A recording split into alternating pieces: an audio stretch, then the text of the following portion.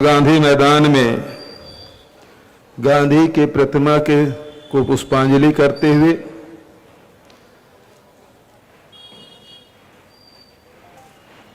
गांधी भजन, गांधी के प्रिय भजन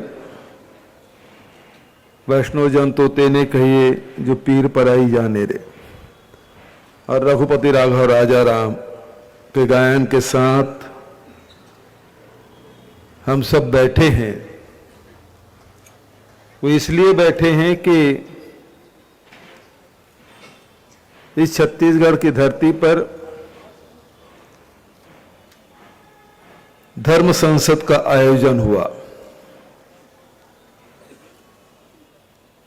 जैसे कि हमारी परंपरा है, कोई भी धार्मिक कार्यक्रम हो, सामाजिक कार्यक्रम हो, सब लोग सम्मिलित होते हैं। आयोजनकर्ताओं ने हमारे साथियों को भी आमंत्रित किया, जिसमें महंत राम सुंदर दास जी, विकास जी और सब साथी लोग भी वहां गए। 2 दिन का धर्म संसद रखा गया और उसमें धर्म संसद में जो बातें होती है, सब जानते हैं कि धार्मिक बातें होती है। धर्म के बारे में हम सब जिस प्रकार से अलग अलग धर्मों से आते हैं, सब अपने अपने धर्म को धारण करते हैं, मानते हैं, लेकिन किसी की आलोचना हम नहीं करते। हमारे अंदर जो सुधार होना चाहिए वो हम सब करें। लेकिन वहां जो बातें आई, कहां धर्म से चलते हुए सीधा राजनीति में और महात्मा गांधी के ऊपर टिप्पणी, और उसमें जिस भाषा का प्रयोग किया गया वो भाषा कोई सामान्य व्यक्ति नहीं कर सकता। उस भाषा का प्रयोग वहां हुआ और वहां पुरजोर विरोध महंत राम सुंदर दास जी ने किया। अब वो काली चरण है कि गाली चरण है, उसे गाली देने के लिए भेजा गया था, क्या है उसके पीछे क्या उद्देश्य है, हम लोगों को नहीं पता। इसके पहले कभी छत्तीसगढ़ आए हो, छत्तीसगढ़ के लोगों से कभी उनका संपर्क रहा है, कोई नहीं जानता। लेकिन अचानक वो प्रकट हुए और महात्मा गांधी के खिलाफ अनलगढ़ बातें और हत्यारे गोडसे की प्रशंसा करने लगे। आज महात्मा गांधी के बारे में किसी को बताने की जरूरत नहीं है, लेकिन जिस समय महात्मा गांधी जीवित थे, उस समय के महापुरुषों ने उनके बारे में क्या कहा, वो महत्वपूर्ण है। 1934-35 में जब वो रविन्द्रनाथ टैगोर के आश्रम में गए, तो उनके स्वागत में एक गीत बनाया गया था, जो कालजयी गीत बना, एकला चलो रे। कांग्रेस का अधिवेशन होता है तो उसमें उस गीत को गाया जाता है, एकला चलो रे, एकला चलो रे। और उसके बाद जो स्वागत भाषण हुआ, रविन्द्रनाथ टैगोर ने सबसे पहले महात्मा का प्रयोग, गांधी जी के लिए महात्मा का प्रयोग रविन्द्रनाथ टैगोर ने किया। तो रविन्द्रनाथ टैगोर जी जो बोल रहे हैं उसके खिलाफ ये बोलने वाले कौन होते हैं? क्या रविन्द्रनाथ टैगोर को हम नहीं मानते? क्या रविन्द्रनाथ टैगोर से बड़ा एक गालीचरण हो गया है? या तथाकथित जो आजकल भाजपा और आरएसएस के जो एजेंट बने हैं वो उससे बड़े हो गए हैं, जिन्होंने महात्मा की उपाधि दी? दूसरी बात मैं कहना चाहता हूं, सुभाष बाबू के बारे में कौन नहीं जानता, जिन्होंने तुम मुझे खून दो मैं तुम्हें आजादी दूंगा का नारा लगाया, और यही त्रिपुरी अधिवेशन में उसे कांग्रेस का राष्ट्रीय अध्यक्ष बनाया गया। और बापू ने तब कहा था, पट्टाभी सीतारमैया की जब हार हुई तब उन्होंने कहा ये मेरी हार है। और जो विचार गांधी के थे, जो कांग्रेस के विचार थे, उसे इतर विचार सुभाष चंद्र बोस के थे। कांग्रेस ने प्रस्ताव पारित किया था कि हम सत्य और अहिंसा के रास्ते पर ही ये लड़ाई लड़ेंगे, और सुभाष बाबू हथियार की लड़ाई चाहते थे। और तब ये बात सरदार वल्लभ भाई पटेल ने कही नेहरू से।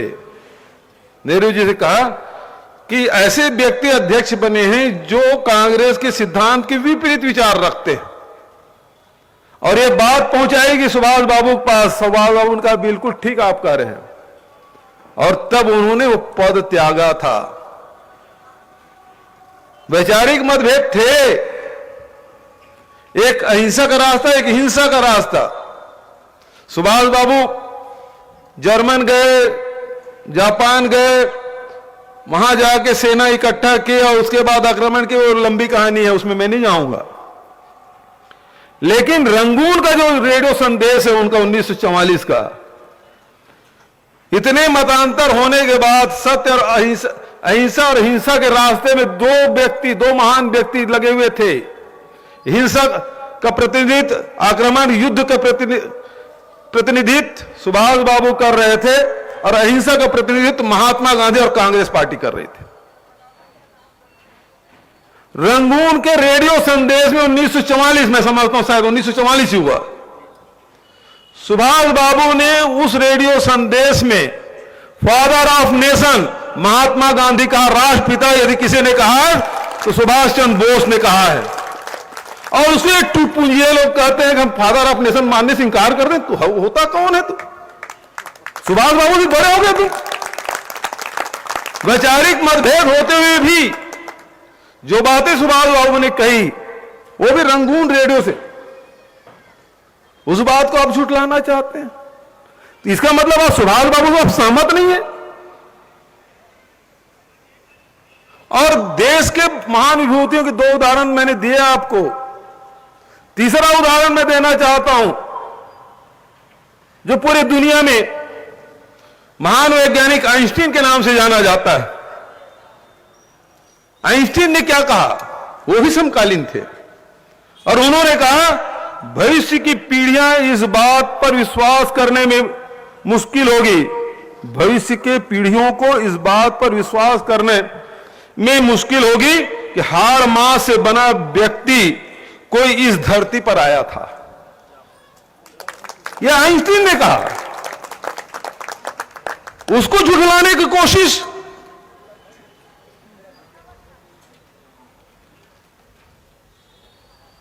अभी जिस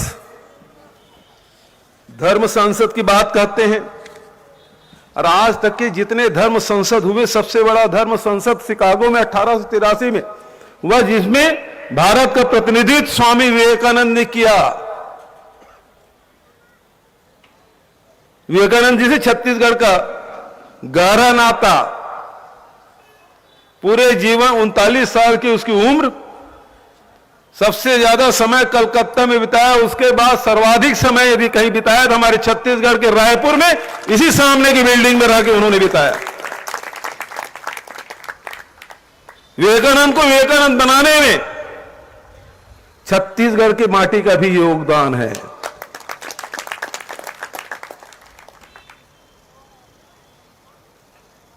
और स्वामी विवेकानंद ने धर्म के बारे में क्या कहा? शिकागो के धर्म संसद में मैं शब्दशः पढ़ देना चाहता हूं, ताकि मैं अपने शब्द उसमें नहीं जोड़ना चाहता। शब्दशः 1 पेज का है, मैं पढ़ के सुना देता हूं, जो धर्म संसद में स्वामी विवेकानंद ने जो कहा। अमेरिका के भाइयों और बहनों, आपके स्नेहपूर्ण और जोरदार स्वागत से मेरा हृदय अपार हर्ष से भर गया है।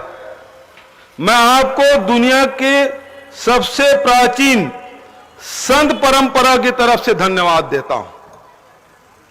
मैं आपको सभी धर्मों की जननी की तरफ से धन्यवाद देता हूं। सभी जाति संप्रदाय के लाखों करोड़ों हिंदुओं की तरफ से आपका आभार व्यक्त करता हूं।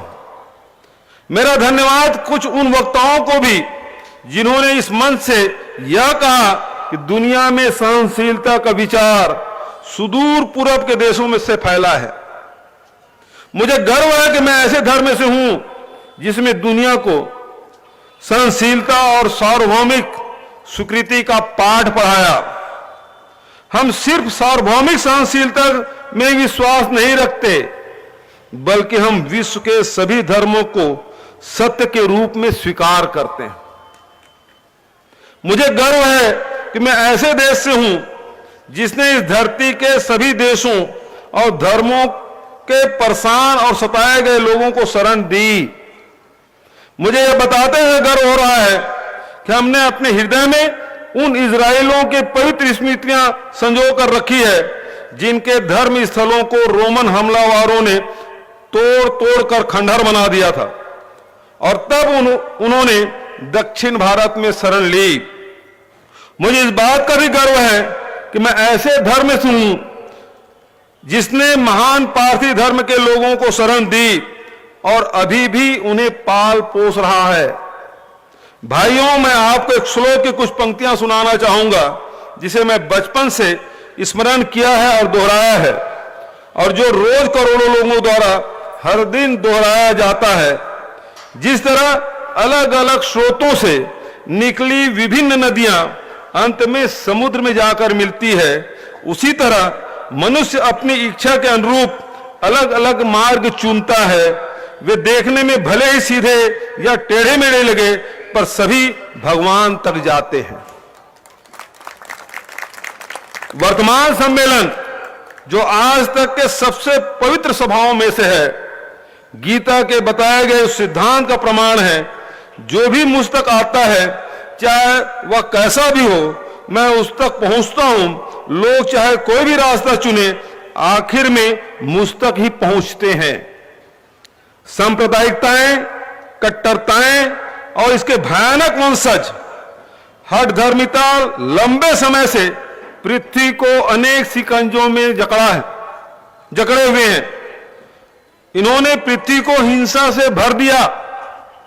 कितनी बार ही यह धरती खून से लाल हुई है, कितनी ही सभ्यताओं का विनाश हुआ है और न जाने कितने देश नष्ट हुए हैं। अगर ये भयानक राक्षस नहीं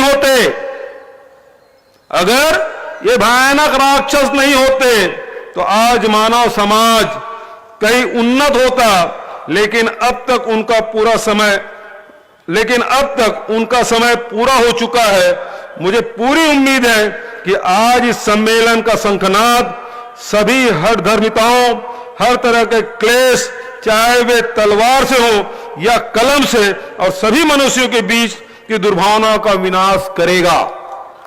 ये धर्म संसद में स्वामी विवेकानंद जी के उद्गार हैं। इसके बाद कुछ कहने की जरूरत नहीं। और आज ये कुछ लोग हैं जो समाज में घृणा से भर देना चाहते हैं, नफरत की फसल उगाना चाहते हैं। ऐसे लोगों से सावधान रहने की जरूरत है। ऐसे लोग समाज के लिए कोड़ हैं। ये समाज को गलत दिशा में ले जाने वाले लोग हैं। आज देश में या विश्व में वैश्विक महामारी फैला हुआ है। लोगों के जीवन पूरी तरह से प्रभावित हुआ है। हमारी अर्थव्यवस्था चौपट हो गई है। हमारी शिक्षा व्यवस्था प्रभावित हुए हैं। बच्चों की पढ़ाई नहीं हो पा रही है। लोगों को रोजगार छीन गए हैं। ऐसे समय में लोगों को आर्थिक रूप से संबल बनाने की जरूरत है, न कि धर्मांतरता में लड़ाई करने की आवश्यकता है। और इस दिशा में छत्तीसगढ़ सरकार लगातार प्रयास कर रही है और छत्तीसगढ़ सरकार गांधी के रास्ते पे चल रही है। सुराजी गांव, ग्राम स्वराज की योजना, गांव को स्वावलंबन बनाना, आर्थिक उन्नति करना। आज छत्तीसगढ़ सरकार गांधी के रास्ते पे चलते हुए जहां मजदूरों को काम देने का काम है, किसानों को दाम देने की बात है, अभी खरीदी चल रहा है, 1 महीने हुआ है, आज 58% लोग अपना धान बेच चुके हैं, 42% धान अगले महीने में खरीद लिया जाएगा। तो छत्तीसगढ़ सरकार किसानों के, मजदूरों के, वनवासियों के जो जंगल में रह रहे हैं, लघु उपज की कीमत देने का काम, मिलेट्स मिशन चलाने का काम, शिक्षा और स्वास्थ्य के क्षेत्र में काम करने लगातार काम कर रहे हैं। ये गांधी का रास्ता है। और इनका रास्ता गोडसे का रास्ता है, सावरकर का रास्ता। ये देश के विभाजन के लिए गांधी को दोषी देते हैं, और देश के विभाजन की नींव रखने वाले तो सावरकर है।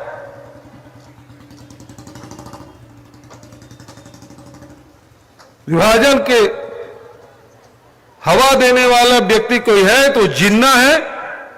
और दोनों व्यक्ति के बारे में मैं आपको बताना चाहूंगा, जिन्ना भी नास्तिक थे, जिन्ना भी नास्तिक थे और सावरकर भी नास्तिक। लेकिन दुर्भाग्य एक मुसलमानों का नेता बन गया, एक हिंदुओं का नेता बनाने जा रहे हैं लोग। गांधी खुद कहते थे मैं हिंदू हूं, वैष्णव हिंदू हूं। गाय को माता से भी बढ़कर बताया। और सावरकर ने, जो जानवर अपने ही मल मूत्र में बैठते हैं और पूंछ से अपनी पीठ पर ही उसको लेप करते हैं, वो हमारी माता कैसे हो सकती है? जिसके बारे में लोग कह रहे हैं उसी की चेला है गोडसे, जो गांधी के पैर छूकर उसकी हत्या की। इनका तो सिद्धांत ही है, यदि गुरु को मारना तो उसे प्रणाम करके उसको मारा जा सकता, हत्या किया जा सकता है। ये सिद्धांत के लोग हैं ये लोग। ये हिंदुओं का रास्ता नहीं हो सकता। जैसे कि मैंने अभी पढ़ा, विवेकानंद जी ने कहा कि कहीं से भी निकले नदियां समुद्र में जाती है। रामकृष्ण परमहंस जो उनको गुरु, वो अकेले संत हैं जिन्होंने पूरे दुनिया में उद्घोष किया कि मैंने सभी पंथों से, सभी उपासना पद्धति से मैंने उपासना की,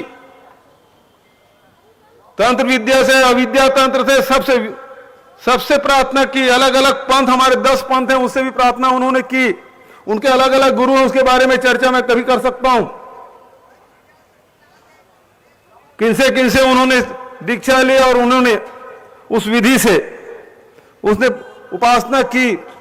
मुस्लिम पद्धति से भी उन्होंने किया, क्रिश्चियन पद्धति से भी उन्होंने किया। और तीनों पद्धति से करने के बाद वो दौर था जब हिंदू अपने को श्रेष्ठ बता रहे थे, मुसलमान अपने श्रेष्ठ बता रहे थे, क्रिश्चियन अपने श्रेष्ठ बता रहे थे।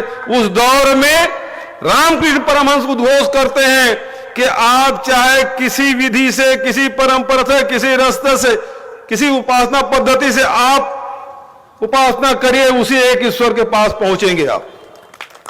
ये उद्घोष करने वाला पहला संत रामकृष्ण परमहंस। और यही रास्ता गांधी का रास्ता है।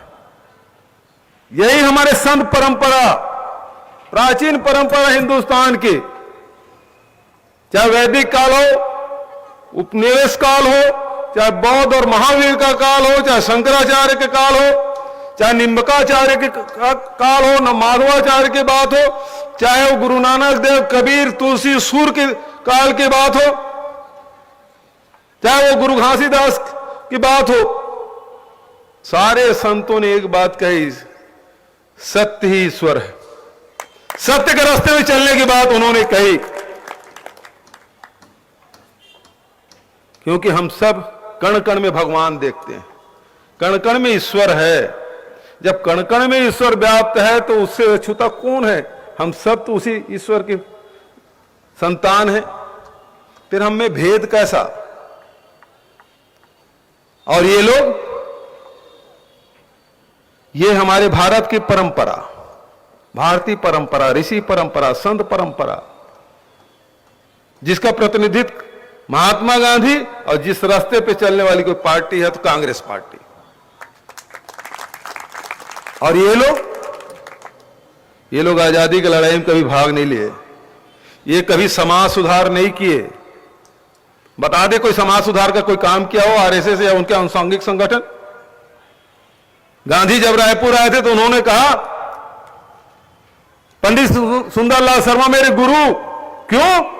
कि पंडित सुंदरलाल शर्मा ने समाज के जो छुआछूत से पीड़ित समाज है उसको मंदिर प्रवेश करने के लिए कहा। उन्होंने जनेऊ पहनाने के काम किया। तकलीफें उसको हुई सुंदरलाल शर्मा को, लेकिन उस रास्ते से डिगे नहीं। इसलिए उन्होंने कहा अछूतोद्धार का काम यदि सबसे पहले किया तो पंडित सुंदरलाल शर्मा ने, इसलिए उन्होंने गुरु कहा।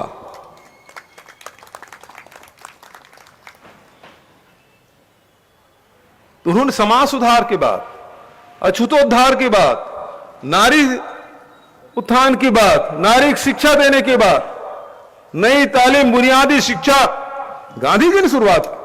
और सबसे बड़ा काम गांधी जी ने जो किया है, आजादी की लड़ाई तो सब जानते हैं, लेकिन गांधी जी ने जो काम किया वो है श्रम का सम्मान, मेहनत का सम्मान। जो मेहनत कर से उसके सम्मान करना। आजादी का लड़ाई आप कहते हैं आंदोलन हुआ, जेल भरे, लेकिन उसके पहले जो आंदोलन उसके देखिए, नील की खेती कर रहे किसानों की लड़ाई किसने लड़ी? चंपारण में महात्मा गांधी ने। और उसके दो दाएं बाएं, दो बाजू सरदार वल्लभ भाई पटेल, बारडोली का किसान आंदोलन, ऐतिहासिक आंदोलन, और अवध के गांव गांव में बैलगाड़ी में किसान आंदोलन के शंखनाद करने वाले जवाहरलाल नेहरू। किसान आंदोलन हुआ, किसानों के श्रम के सम्मान देना, उसकी कीमत देना, उसके परिश्रम का सम्मान करना। और फिर स्वदेशी आंदोलन की बात आप सब जानते हैं, लेकिन उसके मूल में क्या है? चरखा है। चरखा कौन काटता है? सूत कौन काटता है? किसान कपास उपजा देता है, लेकिन बुनकर है वो धागे बनाता है। कपड़ा बुनने का काम हमारे बुनकर करते हैं। तो मेहनत कश लोगों को सम्मान देने का काम महात्मा गांधी ने किया, और वही चरखा आजादी की लड़ाई का प्रतीक बना।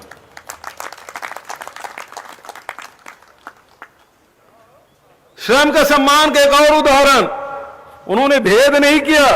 वो किसान और बुनकर तक सीमित नहीं रहे, बल्कि जो मैला ढोते हैं, पैखाना साफ करते हैं, वो काम भी महात्मा गांधी ने अपने हाथों से किया। उस काम को भी सम्मानित करने का काम किसी ने किया तो महात्मा गांधी ने। हमारे मोची मेहर समाज के लोग चमड़ा काटते हैं, खाल उतारने का भी काम महात्मा गांधी ने किया, चप्पल बनाने भी काम किया। उस व्यक्ति को चप्पल सी के दिया जिन्होंने कारागार में डाला था। उस अंग्रेज अधिकारी को जेल में चप्पल जो बनाया, उस अंग्रेज अधिकारी को दिया, और अंग्रेज अधिकारी जीवन भर वो चप्पल अपने घर में सुरक्षित रखे, पहनने की साहस नहीं कर सके, इसलिए कि महात्मा गांधी जो सत्य के रास्ते में चलते हैं, उन हाथों से ये चप्पल सिला गया, इसलिए मैं अपने पैर में धारण नहीं कर सकता। ये नैतिक ताकत। आज जो मेहनत का शोषण कर रहे हैं वही लोग ये लोग हैं, चाहे वो भाजपा हो, चाहे बीएचपी हो, चाहे वो बजरंग दल हो, चाहे वो आरएसएस हो। यहां तो कांग्रेस में जो जितना मेहनत करेगा, जितना सेवा करेगा, उतना सम्मान पाएगा, और आरएसएस में जो जितना बड़ा गुरु दक्षिणा देगा गुरु पूर्णिमा को, उतना बड़ा पद पाएगा। तो जो मेहनत कश है उसको शोषण करने वाले के प्रतिनिधित्व कोई करते हैं तो ये भारतीय जनता पार्टी आरएसएस करते हैं।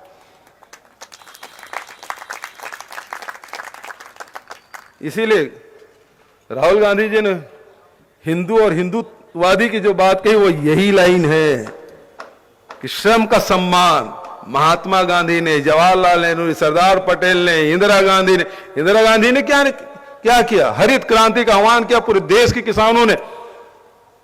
आज 140 करोड़ जनता 3 साल तक के अनाज उत्पादन करके रख दिया है। ये अन्नदाता है कि इंदिरा गांधी का आह्वान पे हुआ था, और आज उसको एमएसपी तक नहीं दे पा रही है सरकार।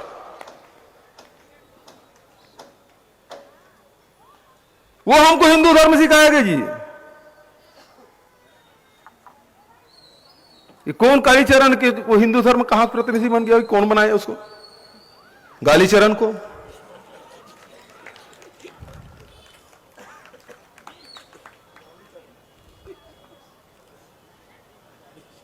ये तो राम के नाम से मंदिर तो बना सुप्रीम कोर्ट के निर्देश पर, और ये बात प्रधानमंत्री रहते राजीव गांधी जी बोल गए थे, ये फैसला सुप्रीम कोर्ट से होगा और उससे 1 इंच भी इधर उधर हम हिलेंगे नहीं। जो सुप्रीम कोर्ट का आदेश होगा वही पालन होगा।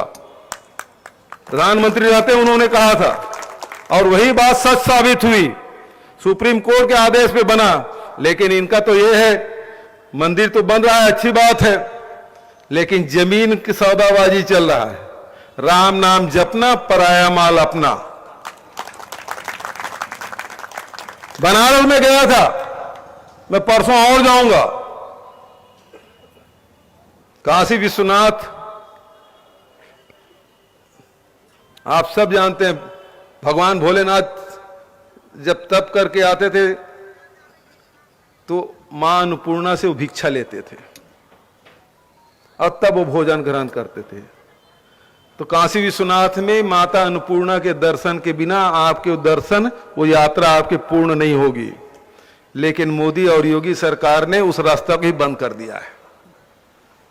वहां जो चारों तरफ जो प्रतिमाएं स्थापित थी, मूर्तियां स्थापित थी, सिद्ध विनायक की, काल भैरव की, और भी, वो सब हटा दिए गए और उसे कॉरिडोर बना दिए। कॉरिडोर बोल रहे हैं, एक्चुअल में शॉपिंग मॉल बना दिया है। और कौन आ रहे हैं बनाने वाला? कौन? गुजरात के। दुकान में कौन बैठेगा? गुजरात के। अभी अमूल के फैक्ट्री खोले, कौन खोलेगा? गुजरात के। तो बनारस के लोग बोल रहे थे कि हम लोग घुइयां छीनेंगे, उनकी रोजी रोटी छीन ली। ते राम नाम जपना, पराया माल अपना। ये वोट के खातिर करते हैं, अब नोट के खातिर भी कर रहे हैं, सिद्ध हो गया है। हम लोगों ने भी राम की पूजा की, राम वनगमन पर्यटन पथ बनाया, हमने वोट नहीं मांगा उसके नाम से। कौशल्या माता के मंदिर, जो प्राचीन मंदिर है, सैकड़ों साल से बनी हुई है, दुनिया के एकमात्र मंदिर है, उसके जीर्णोद्धार के, सौंदर्यीकरण के, उसके नाम से हम वोट नहीं मांग रहे हैं। हमारी संस्कृति है, हमारा श्रद्धा है, हमारे धर्म, हमारे आचरण में होना चाहिए, हमारी जीवन शैली है, हमको उसे जीना चाहिए। उसके नाम से वोट और नोट नहीं मांगना चाहिए। भारतीय जनता पार्टी किसानों के लिए कुछ नहीं कर सकती, मजदूरों के लिए कुछ नहीं कर सकती, महिलाओं के लिए कुछ नहीं कर सकती, युवाओं के लिए कुछ नहीं कर सकती। तो केवल धर्म, जब जब चुनाव आता है धर्म का आड़ ले लेते हैं। तो ये स्थिति, और छत्तीसगढ़ सरकार जब वो कालीचरण जी बोले, गाली दिया, उसके मुंह से जैसे जहर निकला, पूरे देश भर में वो उसकी आवाज सुनाई दी। सब ने प्रतिक्रिया दी, ये गलत हो रहा है, इसके खिलाफ कार्रवाई कब होगी। सारे नेशनल टीवी वाले मुझसे बाइट ले रहे थे, इसमें कार्रवाई कब होगी, धाराएं कम लगी है। मैंने कहा कार्रवाई होगी, आप विश्वास रखिए। मैं आपके चैनल के दर्शकों को विश्वास दिलाता हूं, उससे शीघ्र कार्रवाई होगी। मैं गोलमर्रा में गया था, वहां भी मैंने कहा था कार्रवाई होगी। और मैं बधाई देता हूं छत्तीसगढ़ के पुलिस को, उन्होंने ये काम कर दिखाया। ऐसे गालीचरण को उनको पकड़ के 24 घंटे के भीतर कोर्ट में लाके खड़ा कर दिया। तो जो नफरत, जो हिंसा का जहर घोलना चाहते हैं समाज में, उससे लड़ाई लड़ने का काम हम सबको करना है। आज हम बैठे हो इसलिए बैठे हैं कि हम सब संकल्प लें कि हम इन लोगों को कभी सफल नहीं होने देंगे। जो बात रामकृष्ण परमहंस ने कही, जो बात विवेकानंद ने कही, जो बात महात्मा गांधी जवाहरलाल नेहरू, सरदार वल्लभ भाई पटेल, और जिसके कारण से इंदिरा जी और राजीव जी ने अपने प्राणों की आहुति दी इस देश के एकता और अखंडता के लिए, उस देश में और सब समाज को हम खंडित नहीं होने देंगे। लाख कोशिश करें, आज भले सफल दिखाई दे रहे हैं, लेकिन इनको पराजित होना पड़ेगा। ये मैं इस मंच के माध्यम से कहना चाहता हूं। ये बड़े अजीब लोग हैं। ये कहते हैं मुसलमान को पाकिस्तान भेज दो। तिवारी जी, इनके नेता भाषण देते हैं कि मुसलमानों को पाकिस्तान भेज दो, और आप जाके इनके नक्शों में देखेंगे ना, आरएसएस कार्यालय में या उनके जो कैलेंडर है, तो अखंड भारत का नक्शा बनाए हैं, जिसमें नेपाल, अफगानिस्तान, पाकिस्तान, भूटान, बांग्लादेश सबको एक में मिला लिए हैं, अखंड भारत। तो इसको भेजोगे और सबको मिलाओगे तो मतलब क्या हुआ?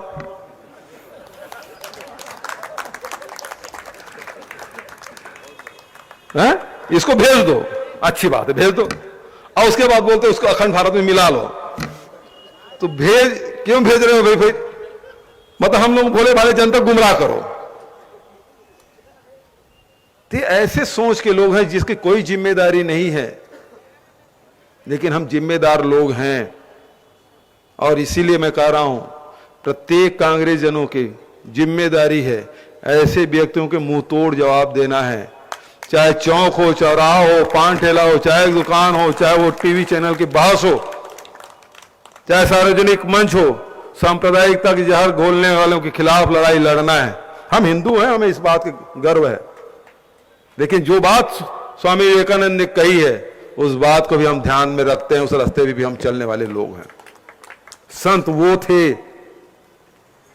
युग पुरुष थे, विवेकानंद की तस्वीर तो लोग लगा लेते हैं, लेकिन विवेकानंद के रास्ते में चलते नहीं। ये सरदार पटेल को भी अपनाना चाहते हैं, ये गांधी भी अपनाना चाहते हैं, कभी चश्मा लगा लेते हैं, कभी लाठी पकड़ा देते हैं। उसके तस्वीरों में देखो, गांधी को अपनाते हैं, अच्छी बात है, गांधी अमर रहे का नारा भी लगाते हैं। लेकिन जब मैं कहता हूं विधानसभा में गोडसे मुर्दाबाद, तो भारतीय जनता पार्टी 15 सदस्यों के मुंह बंद हो जाता है, सांप सूंघ जाता है उनको। कभी संघियों को बोलिए, भारतीय जनता पार्टी के लोगों को बोलिए, चलो गांधी जिंदाबाद अमर रहे नारा लगा रहे, गोडसे मुर्दाबाद का नारा लगा, बताओ, तो असली चेहरा सामने आ जाता है। तो इस बात को ध्यान में रखिए, आपको चुप नहीं रहना है।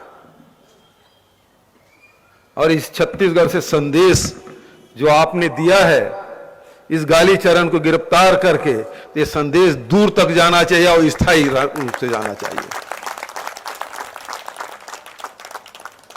आदरणीय साथियों,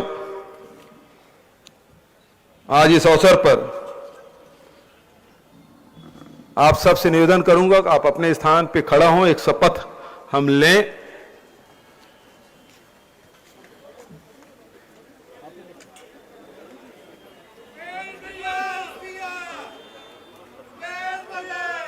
ना सब हाथ सामने कर लें, और जैसे मैं दोहरा रहा हूं वैसे आप सब दोहराएंगे। हम सब शपथ लेते हैं कि गांधी जी के मुंह से निकले अंतिम शब्द हे राम की वेदना तथा उनके द्वारा प्रतिपादित शाश्वत मूल्यों को आत्मसात करेंगे तथा जन जन तक उन्हें पहुंचाने तथा उनको सदा जीवंत रखने हेतु निरंतर प्रयत्नशील होंगे। बहुत बहुत धन्यवाद।